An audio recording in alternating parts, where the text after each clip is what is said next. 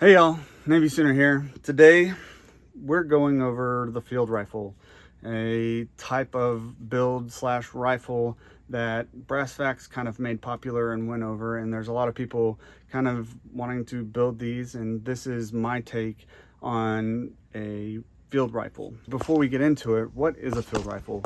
Well, we want it to be lightweight, sub 8 pounds.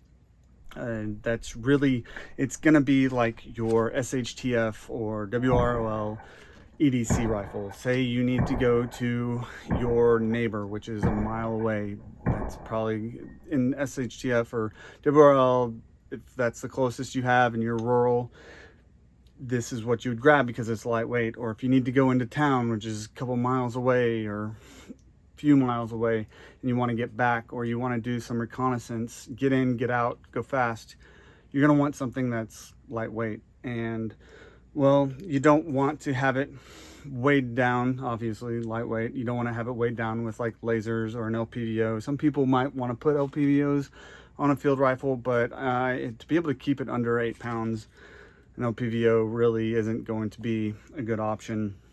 So it's not your SPR, it's not your GPR, it's not your go to war, has everything on it fighting rifle. It's just kind of a stripped down thing that if you need to fight, you can fight. You want to have some kind of magnification on it, and I prefer, say, like a prism. We'll get into that later, but prisms are lightweight, lighter weight than LPVOs, lighter weight than going with, say, a red dot with a magnifier. I mean, these are technically prisms too, but I mean, really, prism is the best option for that. Before we get into me discussing this particular rifle, I want to shout out Survival Metal Man. He shouted me out in his last video. Go check out his channel. It's all about wanting to get yourself ready for the coming end of the world, which is gonna happen. Maybe not end of the world, but SHTF situation, just whatever. Just getting yourself prepared for something that's probably about to come and you don't want to be in. So go check out Survival Metal Man's channel. He's a great guy. He's from Oklahoma as well. I'm not from Oklahoma. I'm not in Oklahoma now. I live in the Waco area and I'm from Oklahoma. So shouting out another Okie, and he also shouted me out. So go check out his channel. Let's start off with the receivers. The lower is just a mil-spec style receiver from Black Level Armory, now known as Black Market Firearms, that I got a while ago. It's my SBR lower is the same company. So, I mean, it's pretty much just a mil-spec lower. I have a nice trigger in it, and I mean, there's not really too much savings that you can there's not too much weight savings that you can go with a lower. I guess you could go with that Thunder Ranch version of the Aero Precision, and it has the cutouts, and that can make it a little bit lighter. But I mean, really, a mil-spec lower would do just fine. The upper that I'm using, I am using the Aero Precision upper that doesn't have the forward assist on it, to try and save a little bit of weight. I like forward assists. I think they are worth having, but I'm just trying to save a little bit of weight with it. So that's why I went with that. I have just a regular bolt carrier group. I could get a lightweight one and that could save a little bit of weight, but I mean, for all intents and purposes, a regular mil-spec bolt carrier group would be fine. The stock that I went with was the Mission First Tactical stock. The video has me using a B5 Systems Satmod Bravo stock. I went with this one because it's lighter weight. This one weighs 6.1 ounces. The other one weighs 9.5 ounces. The B5 Systems one weighs. So there's weight savings there, and that's why I went with this stock. It's comfortable, it works, and yeah.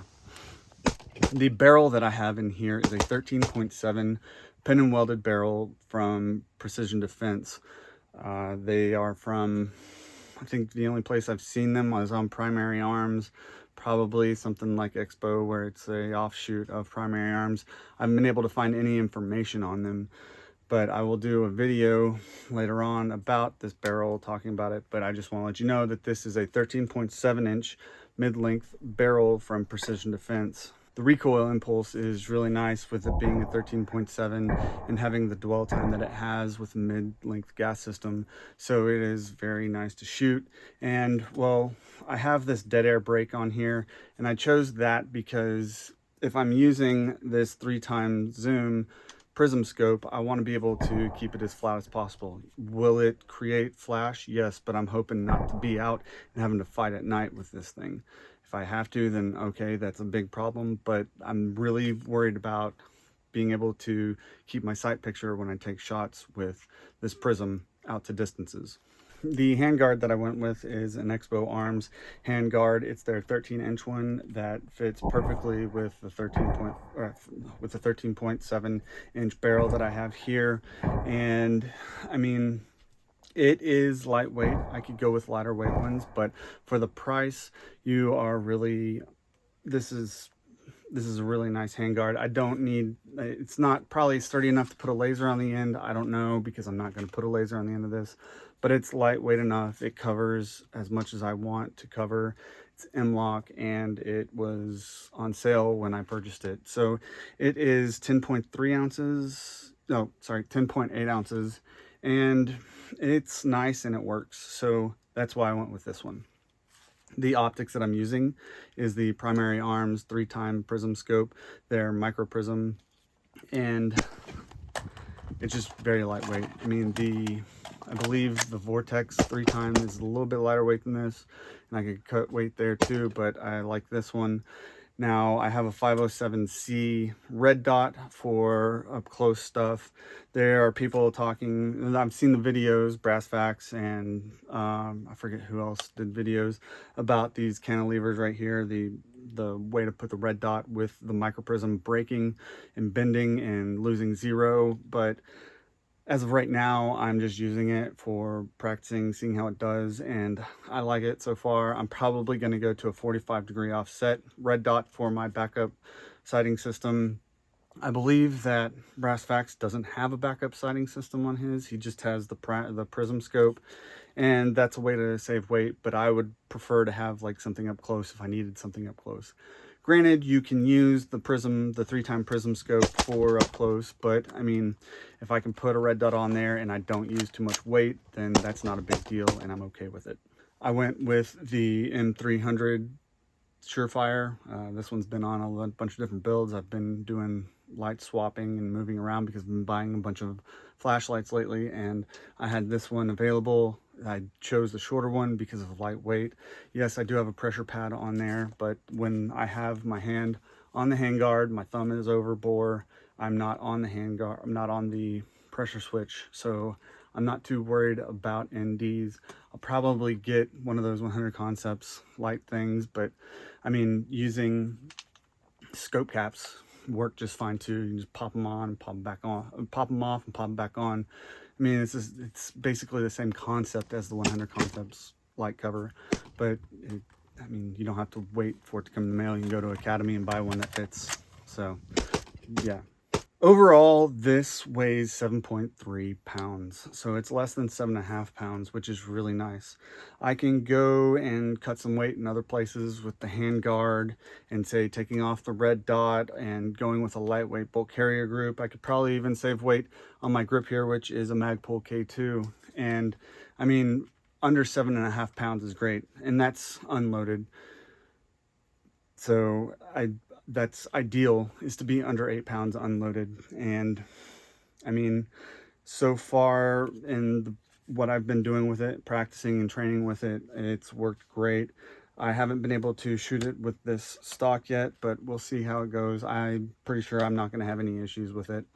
And really, the field rifle concept is a good concept to have when it comes to WROL. Granted, you really only need one gun, but I mean, like Brassfacts said, consumerism, and we want a gun for every different situation. And for that situation, this is what I have, my field rifle. That being it, we're at the end of the video. Do that whole like, share, subscribe thing. Down below, there's a way to donate to the channel if you'd like to. You don't have to. Don't be a jerk about saying, oh, he's asking for money. It's just the way you can do it if you want to. That's it. So yeah, Navy Sooner out.